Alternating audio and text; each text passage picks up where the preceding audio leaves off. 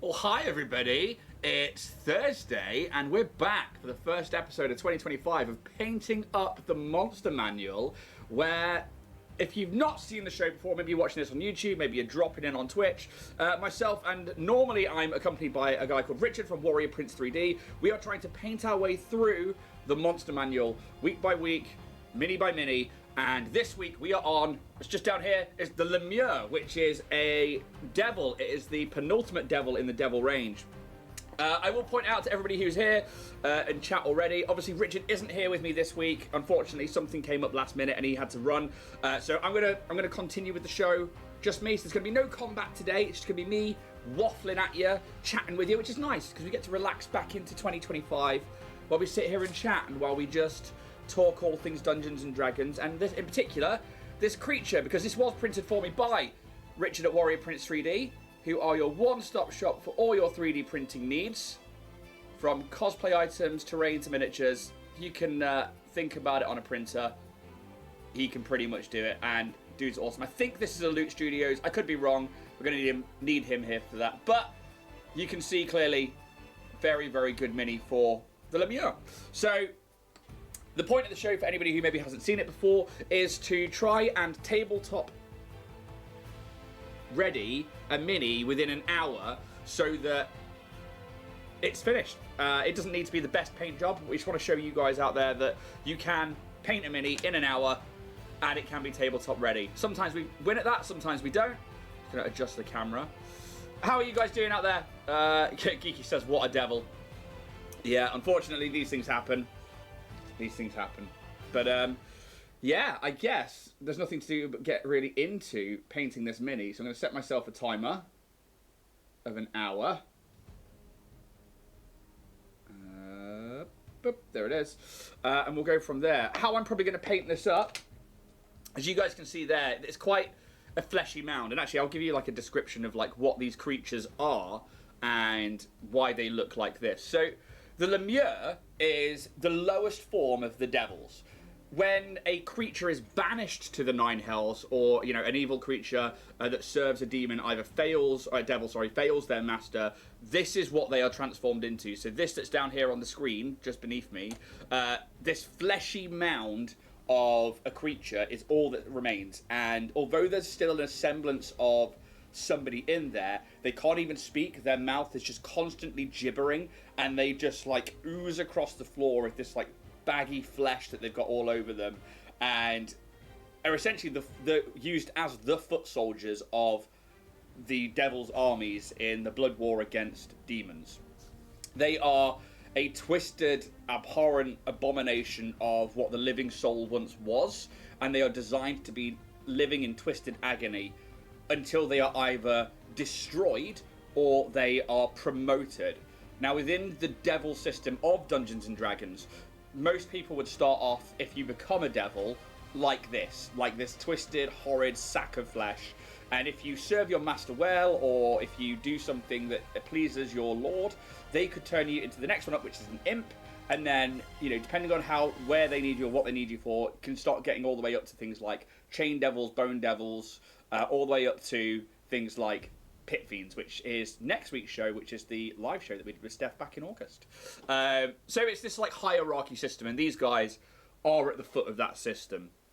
How I'm going to paint this up today, I'm probably going to start with a purple, like a Mage Cast Magenta. This is quite a vivid purple from the Army Painter. I will then probably go in with some Wicked Pink, and then finish it off with some Fulgrim Pink to try and get that pale fleshiness over the top. But I don't think it's going to be that hard to do. This is going to be a lot of wet blending and dry brushing, I think. But yeah, so that's that. I'm going to hit go on the timer, and I'm going to give myself an hour to try and paint this mini. Let's go. How are you guys doing out there anyway? What are you guys up to today? We are trying to get back to a regular stream here at Dragonborn Industries, so between Starfinder, Bloodpunk, and Painting Up the Monster Manual being our sort of like main three shows, we're looking to try and get back to recording of other things as well. So hopefully, Geeky, we can get in and do some Resident Evil, but obviously I appreciate that for both you and I, getting back into it from January is just like, wow! January's never as clear as people think. Gotta clean up the mess of the year before. Hopefully there's going to be some more painting shows. We've obviously had some unboxings already. Jack and I were here last night for Star Wars Unlimited, which is a game that we have been diving heavily into over the past couple of weeks, and we're going to put some games of that up as well, which I'm really looking forward to. So we're trying to deck build at the moment, which is why we picked up the Spark of Rebellion booster bricks. Cyrus 1231, hi! I made a weird D&D character. He is an Artificer Dampier. That's awesome. I like that. I like that a lot. Artificer is a class that I don't play that often, but it's one that Richard, who normally does the show with us, really, really knows.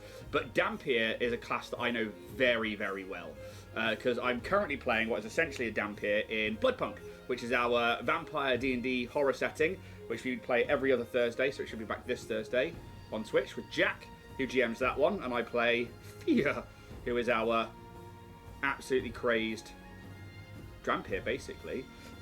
Check out that show, Cyrus 1231, because we literally play a horror-themed D&D campaign. It's on YouTube, so you can catch up there. It's only 5 episodes in so far. Geek says, welcome to the stream. Oh, thanks. What is that? It's not like a force of dreams, instead eats pasta and pizza. He's got full powers of a vampire, but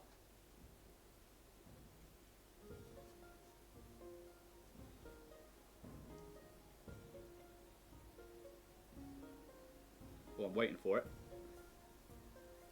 Who doesn't like eating pizza? I'd be a pizza vampire.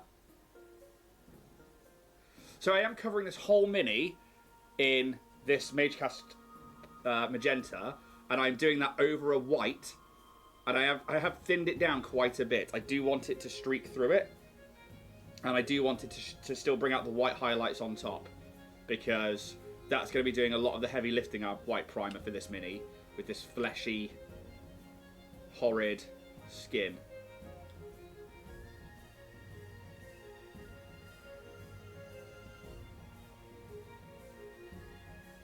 I think this would be a great type of model for speed paints, but that's not something I've got hold of at the moment. If he sees a pineapple on pizza or pasta being broken, he takes 12d10 psychic damage. That's a lot of psychic damage. That's enough to kill you. I hope you're a high level. Don't get too carried away by getting yourself killed. Do level that up with you. But we, ironically, have a Sicilian at the table during our Starfinder campaigns, and we often make that kind of joke with him.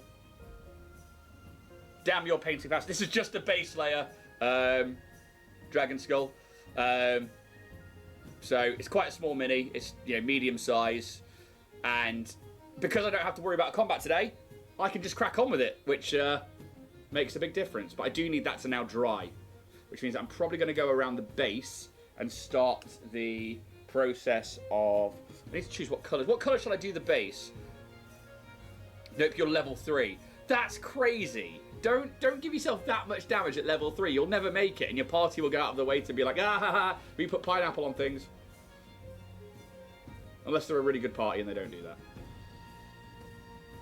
So, do I keep it to like the red sands and have it going up from red of the 9 hells up to a purple pink fleshy mini, or do I go for a contrast and go to greys or stone base? Yeah, okay, we're going to do that, Dragon Skull. I think that's for the best. For those who don't know, Dragon Skull Studios is going to be painting tonight with Atomic Mass Games. They are going to be doing that over on the Band of Badgers Twitch channel, I believe, and it's at 8 o'clock UK time. Correct me if I'm wrong, but they are painting up some Star Wars Shatterpoint. Craig from Dragon Skull and I, we paint a lot of Shatterpoint together.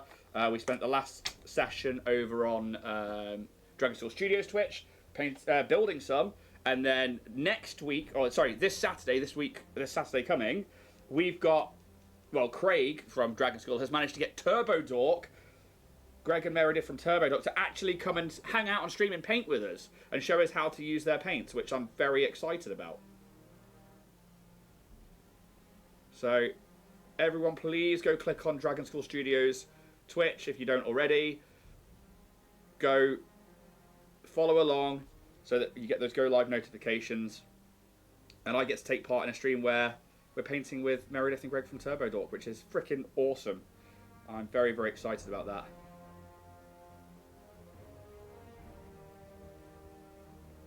So we're going to start with a very matte black on the base. That way we can work up through the greys, and it's also very different to that very bright pink that we've got. We also agree on something. If I eat pizza or spaghetti, I heal 5d6 health, but it takes 1 minute to eat. Do you often find spaghetti or pizza in your fantasy world? It's cool if you do. I often like to sneak descriptions of foods in and see if people work out what it is. So I'm like, oh, it's like a bread, like a flat bread, and then it's got like tomato on it, and they sprinkled some like cheeses and a few other things on it. It's almost like yeah, and I like to describe things like that and see if people get it, rather than just actually saying, there's pizza.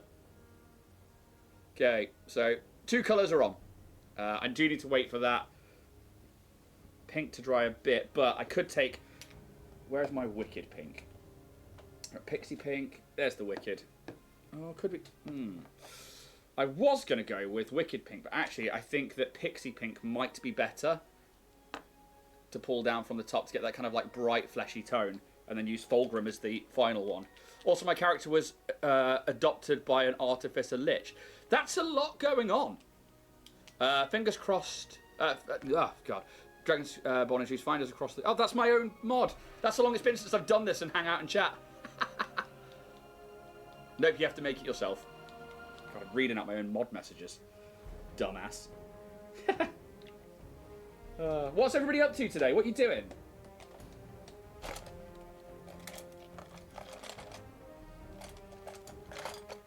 So I'm going to take a dry brush. I'm going to very gently add some moisture to it, but not a lot. And then I'm going to grab the Pixie Pink. I'm going to take some of that back off. This is going to be what's called a wet dry brush. And I'm going to start pulling down from that wet magenta Mage Cast, or Mage Cast Magenta, from the top.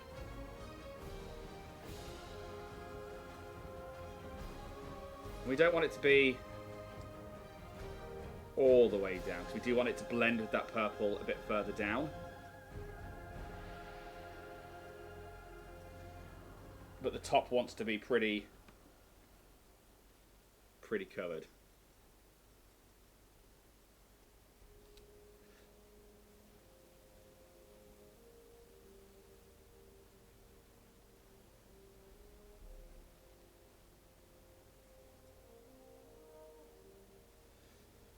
Very tempted to use a wash on this one when we get to it, but we'll see. Work, then having to sort out the camera issues from the Saturday stream. Yeah, did you find out what that was?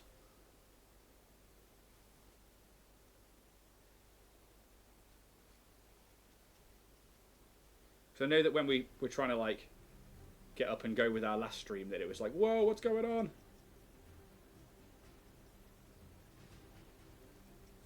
I could add some Flesh Tearers red to this, but I think this is less gory like blood and sinew and is more just goopy flesh everywhere. So I think I'll keep it to what it is. Cameras appear to be dead. Oh, buddy, no. If I was closer, I would give you any of these. But then they did that to me. Powers on and shuts off. Are you able to grab a camera on your way back from work?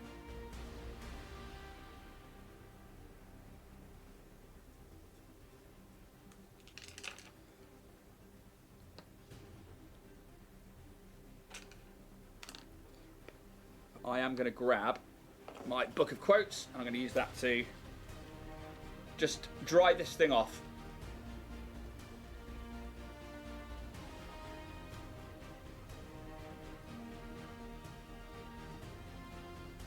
Yeah, I really do hope you get that sorted, because it sucks when it happens and it's like, as you are getting to a stream that you really want to do, or one that's like with Atomic Mass Games, who make and do the miniatures that you use. Sucks when it's like, no, not today of all days. OBS doesn't like 2 of the same camera. Okay, so I get this. I have to like move my cameras around. Like even with the new machine, I have to like move my cameras around. So I've got one USB up here and then one USB in a different USB slot. If you've got multiple ones, don't have them in the same area next to each other. And for some reason, they are then okay. Usually when I've only got 2 cameras running, it's not a problem. But when they're running at 1080p or like this one up here, which can run at 4K, which isn't running at 4K today, it's too much for the USB, I guess header, I think is the word that I learnt, to power that many things. Geeky's pretty good with IT as well. He should be all over it if he can, if he knows anything about it. I have one plugged into the front and one at the rear of the PC. Yeah, I think the front ones aren't really that great either. But that's how I solved it, is I had one in the front to begin with and one in the back, and that was when I was doing it down in the house. And then we moved into the studio, and obviously I have fucking tons of cameras now.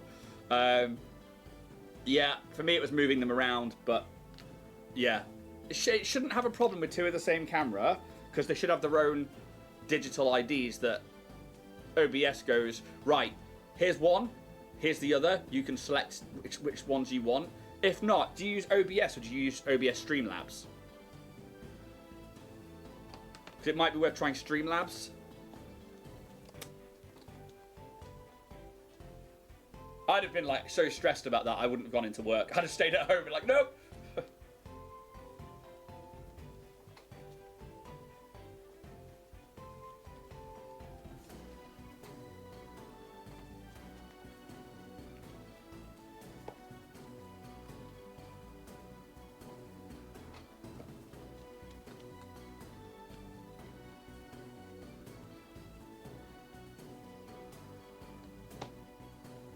Right, so we're now dried, and this is where we're at.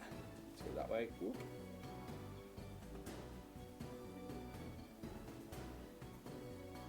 So we've got that kind of like purple and pinks, but we're going to go a bit further now with the pink. And we're going to start dry brushing on some Fulgrim pink. What's weird is I set them up and it worked, then I rebooted and both camera views were the same. Oh, fuck. Wait, what? Both camera views were the same? So it's like it's picked up the same camera twice? Not like, because you physically can't have one camera over there and then it's seeing through this camera. So it must... Yeah, that's weird. Like it's registered both cameras under one.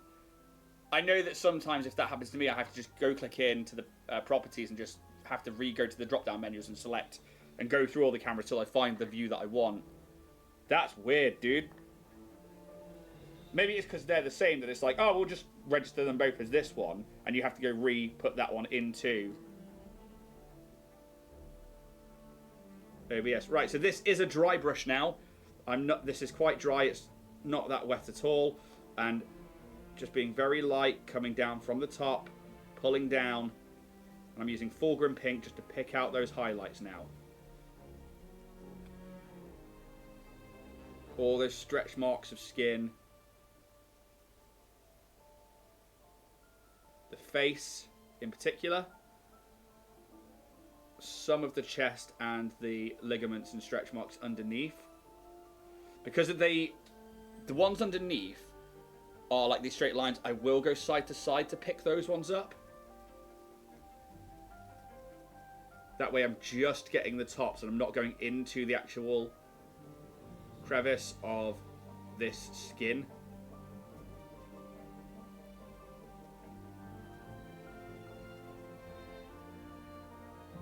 Gonna have Brenda return the camera that I bought last night and pick up a different brand. Yeah, that could do it.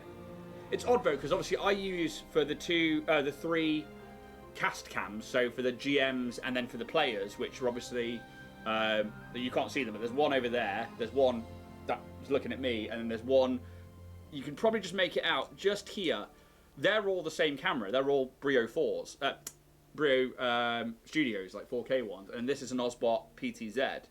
So they should recognise, it should recognise that they are different devices. They should have their own digital footprint. They might be called the same thing, but yeah, that's... Yeah. I really hope it gets sorted for you, bud, because I can't wait to see that stream tonight. I'm going to hang out and paint some minis. So just really picking off those areas on this, making sure that we get good coverage of the very top of the dome of the skull, the spines, those tendrils down the back. So there we go.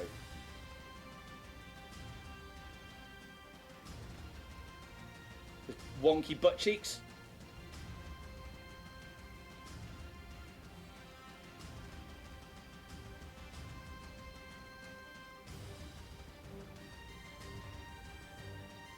I will probably do some darker reds into the mouth and the eyes, just to try and show off those teeth a bit. Let's grab some grey and start going over the stone base. Yeah, you thought so too. Yeah, if it's not one thing, it's another really with technology. Sucks. But then I appreciate that because I went and built a new machine over Christmas and into the new year because I was like, right, I need it to do fucking tons. Ooh, I don't have another dry brush up here. It needs a slight purple wash with the creases. Yeah, I think you're quite right. I think I'm going to grab a purple toner. Or grab some... I might have a purple contrast. I might have Leviathan purple and wash that down.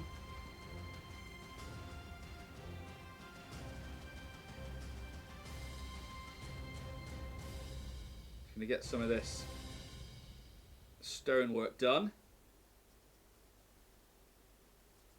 Gonna start with the dark stone, just on top of the black. Just going around. Barely notice the difference. And then I'm going to take some ash grey, and that's going to be our highlight. Hey, Dak, how you doing? Welcome to the show. Good to see you again. We're here to paint up a Lemure. The lowest of the devils. How are you, bud?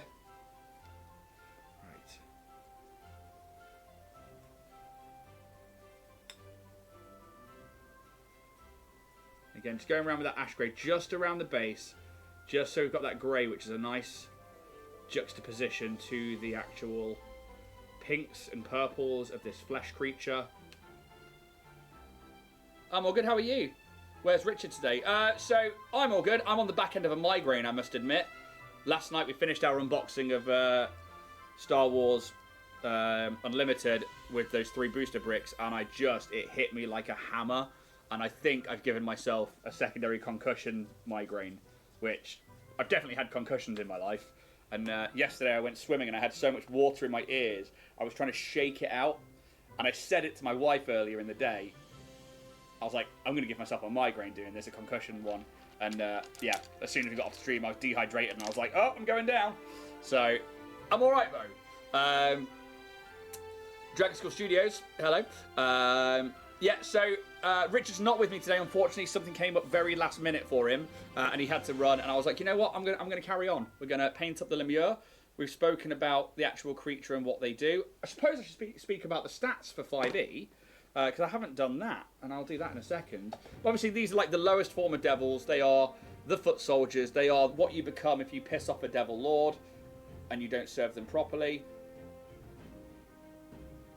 I don't think it's going to take all that long to get this thing painted up. I'm going to go grab a purple toner, and then I'll talk about the stats of this creature for 5e.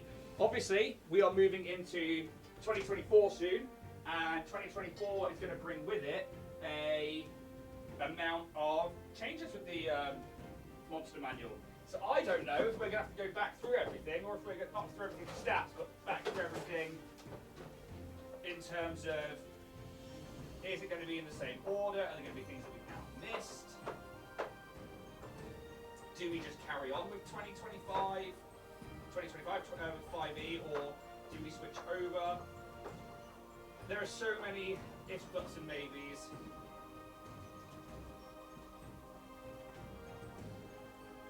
And I don't know which ones I want to do. So, the Lemure is a CR 0 creature. This is a low-end devil. They have an armor class of 7. They have hit points of 13, which could be 3d8, but average is 13. And their damage output is quite minimalistic, realistically. When I bring those three up, for anybody who's not seen the show before, when it comes to monster creation, there's a thing called the big three that I like, which is armor class, their hit points, and their damage dealing ability. These are the three key things that make up the triangle of monster creation. And for me, it helps with either reskinning things or with building your own monsters or making your own creations. Your armor class is going to determine how hard it is for the party to hit. Like, if it's really high, they've got loads of armor, or they've got naturally tough hide, you know, it's going to be high. Hit points, are they a tank? Could they take loads and loads of damage over a prolonged period of time?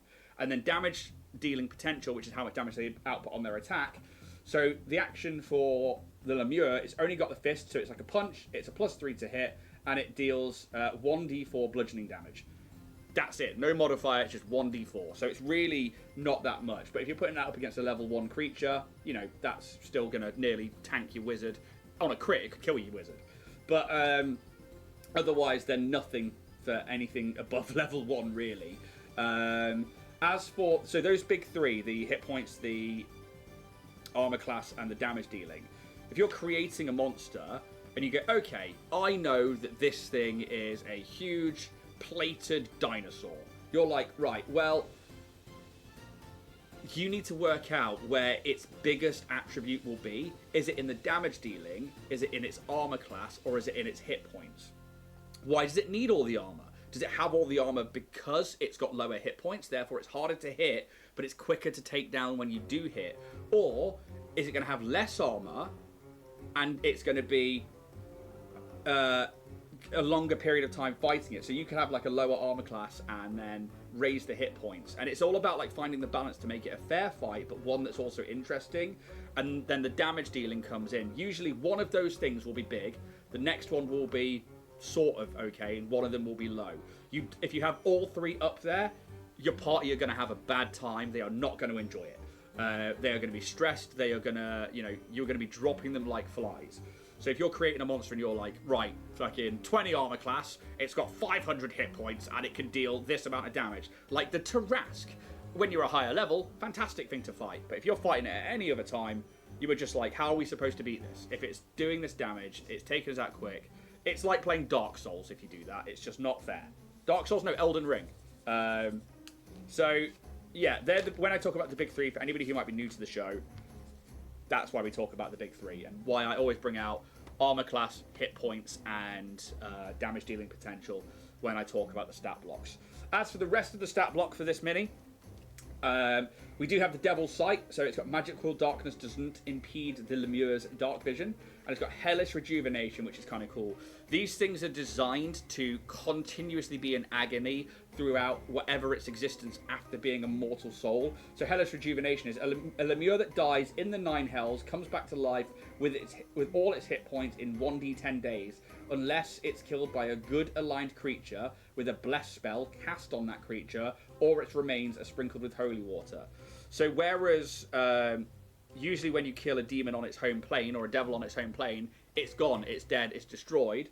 The Lemures, because they're the lowest form and your soul's supposed to be continuously in agony if you go to the hell, then it does come back. And other demons and devils will prey on these and they will torture them for eternities. So we're going to take some of this purple toner, and I'm just going to paint in to the darker recesses. I'm not smothering this mini in it. I am just taking some of that purple toner and I'm just painting into some of the deeper crevasses of those skin folds.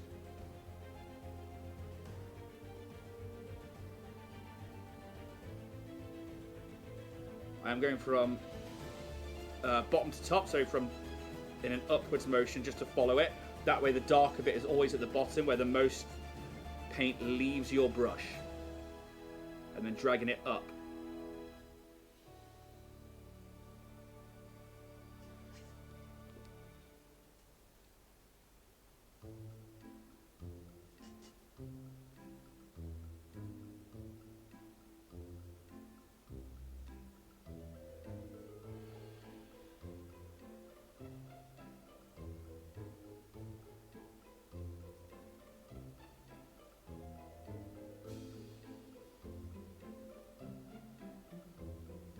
Quite a lot of striations on this mini. You could start, I think, if you had contrast paints, you could cover this mini in a contrast paint and then just dry brush on top of it. Or a speed paint, but I didn't have that option available to me today. So Dragon School, do you know what you're going to paint tonight on that stream if you get to it?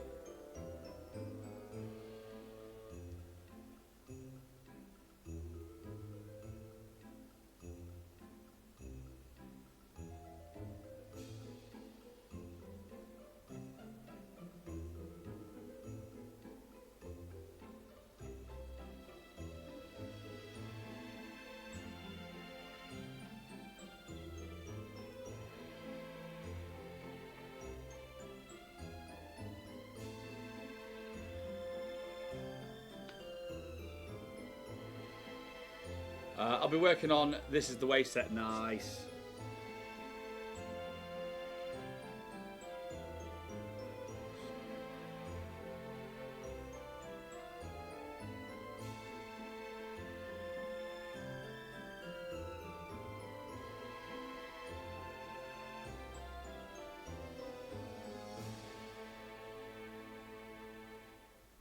I think I've got my Good Soldiers Follow Order set in the house. I will probably paint that up while you schmooze AMG.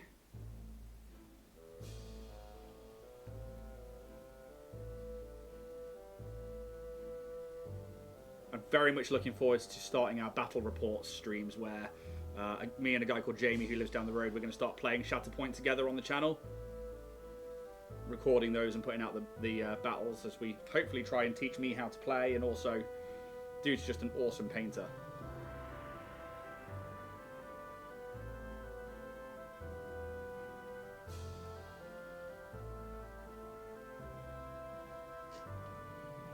Oh yeah, they're the ones that you sent yesterday, aren't they? Nice. Who's your favourite out of that set for the This Is the Way pack? Because I really like the Armourer, but I also really like Paz. I think it's Paz, or is it Pez? Now I'm confused with my own Starfinder show.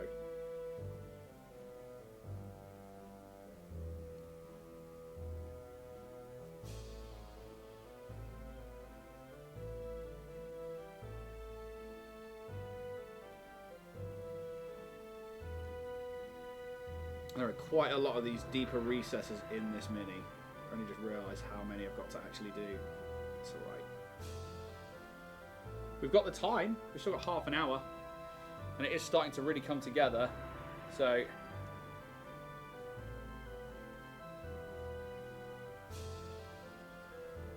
especially those like deeper bits down there. I'll be working on this, yeah. So sent you an image. It's a hard choice. Yeah, that's a really hard choice. It depends. Like I think with obviously the heavy gunner, so with the Vizsla, he is a lot of blues and a bit of yellow, which is quite a cool thing. The armor, obviously, you've got those reds and those like brassy metallics, and then the other two, I suppose it doesn't overly matter because I think they're just Mandalorian secondary units, so you can sort of choose, or you can follow the artwork on the cards. But that's something I love about the Star Wars Shatterpoint cards, is they come like with this cartoon art style on them that you can follow that as a painter really easily. Right, let's crack on with the Lemure.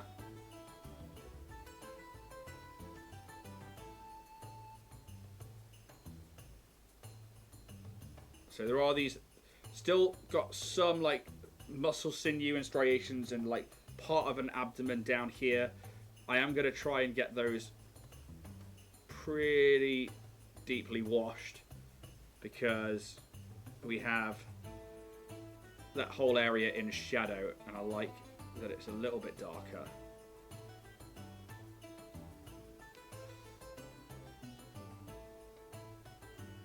All of that under there.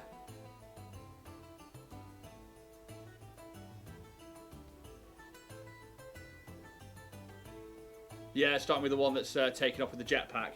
I really enjoyed the Mandos from the core set for the jetpacks, and like I think I like went really heavy on like the oranges and the reds for the fire and the flame. I really enjoyed that, especially like Gar Saxon.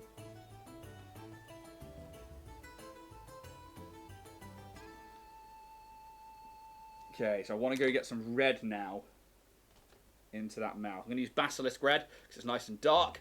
I'm going to use that in where the tongue is. Especially while there's still some slightly wet purple toner in there.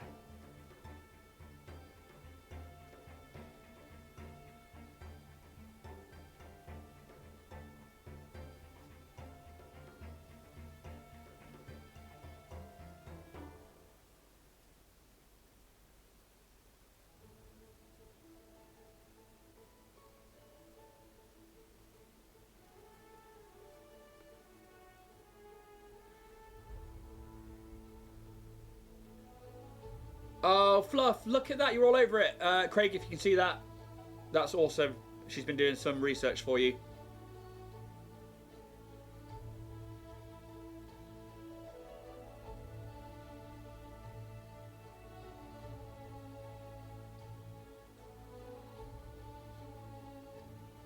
Okay, that's cool.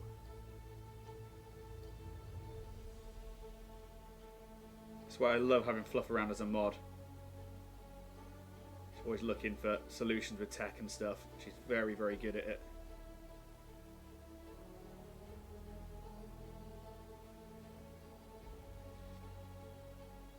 I'm going to grab the sinew on either side of the mouth because it looks like it's distended.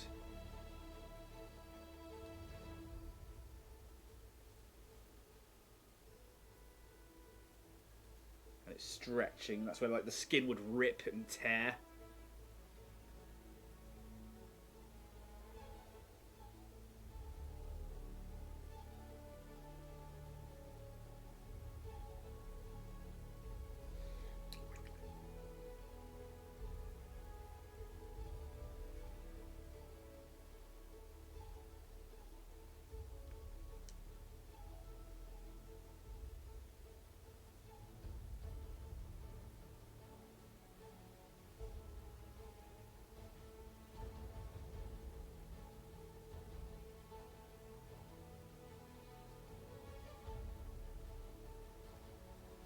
Don't think this is going to be far away from being done. So, currently we have this big Joker smile going on with that red. But I am going to come back in with a Fulgrim pink and dry brush over that face again.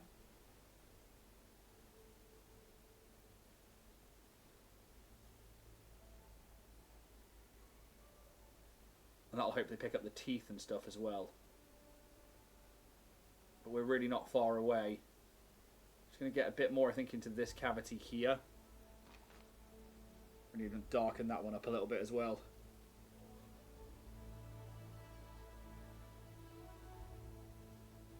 Just to add that depth to the stinking flesh holes.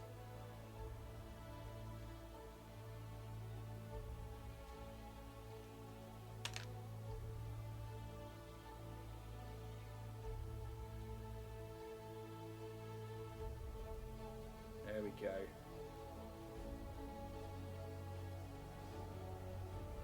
I'm not used to painting on this side of the table. There's the camera. So don't think we're far away from being done on this one. Definitely tabletop ready in a moment. Just going to wait for that mouth. And then we're going to use some Fulgrim pink. I'm going to dry brush over it. So, 24 minutes left to go. So it's not going to take too long to do this one. Definitely going to be a mini that you can get tabletop ready within the hour.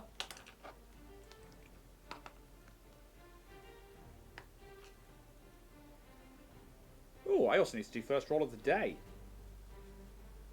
Should we do that in a moment? Should we do that here? Now that we brought that little feature back to the social medias. So I'm just making sure that I get all of the extra wet paint off the sides of the brush as well, because I just want this to be a light covering. I still want that red to poke through.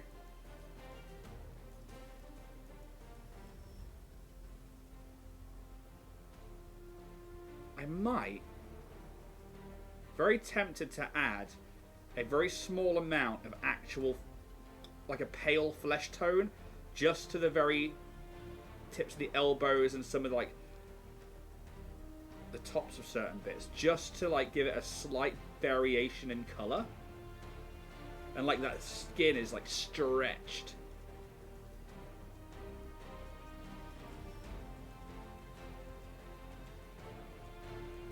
Because I think that could be quite fun. So, add a little dry brush again.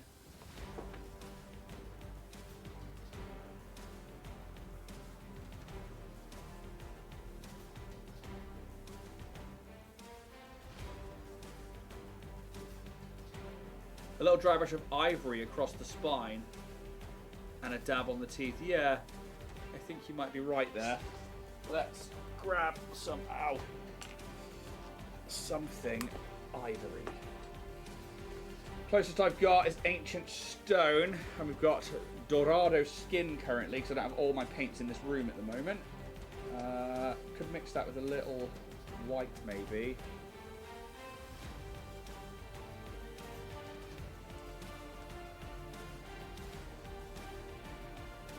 Might use Dorado Skin and then use Ancient Stone. The skin tone will work, yeah.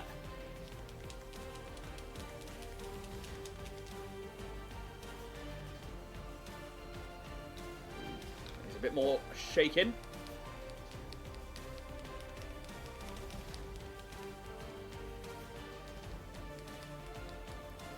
Right. There we go. So.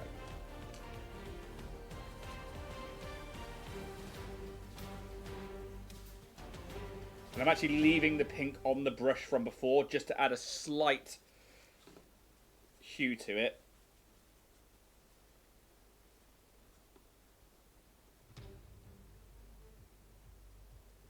Yeah.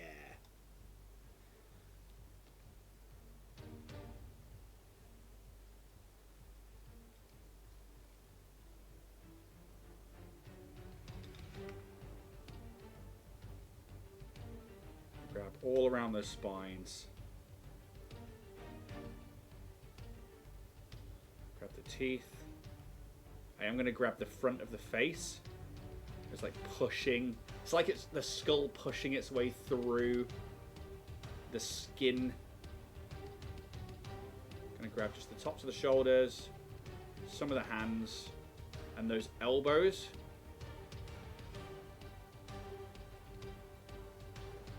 A little bit down the back.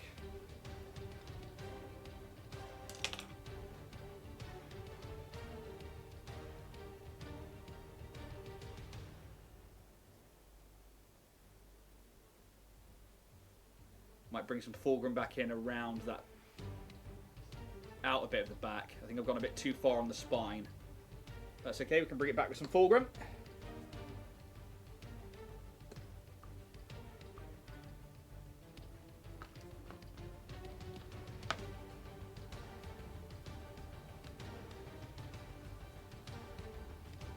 If we go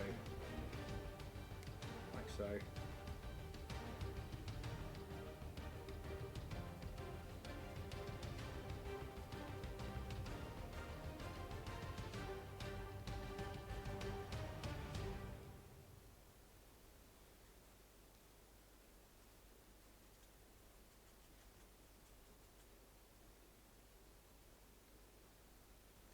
just to take back some of that colour. Leave that ivory kind of flesh tones around.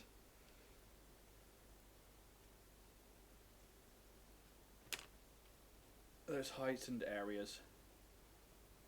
There we go.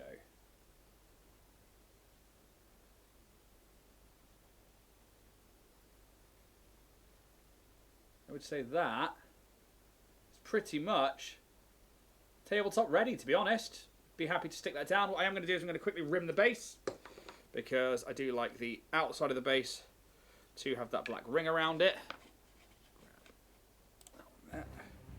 Wash off the brush.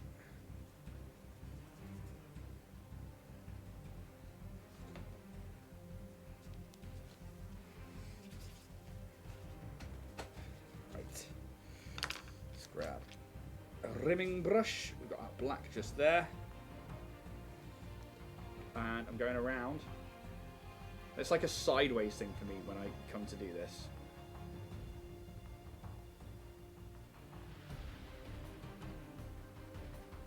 That way I can control where the tip ends up and isn't just encroaching over that top edge of the base.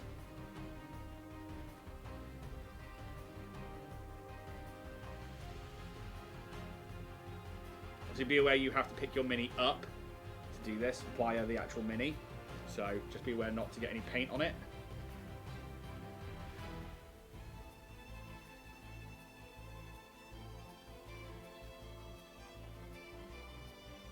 That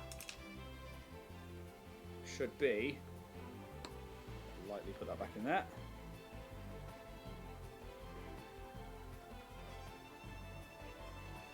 One painted Lemure. Tabletop ready. Still got 17 minutes left, so what, 40 minutes? You should be able to get one of these tabletop ready. And that should be grisly enough to throw down on your table against your players. There it is.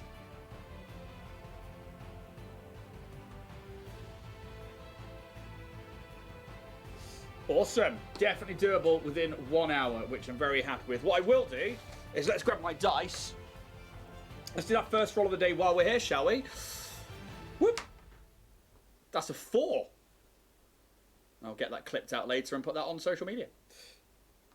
There you go, we're back for painting up the monster manual. We've done our first roll of the day. What a great start to the show for this year. Guys, thank you so much if you've been hanging around in chat, if you're watching on YouTube.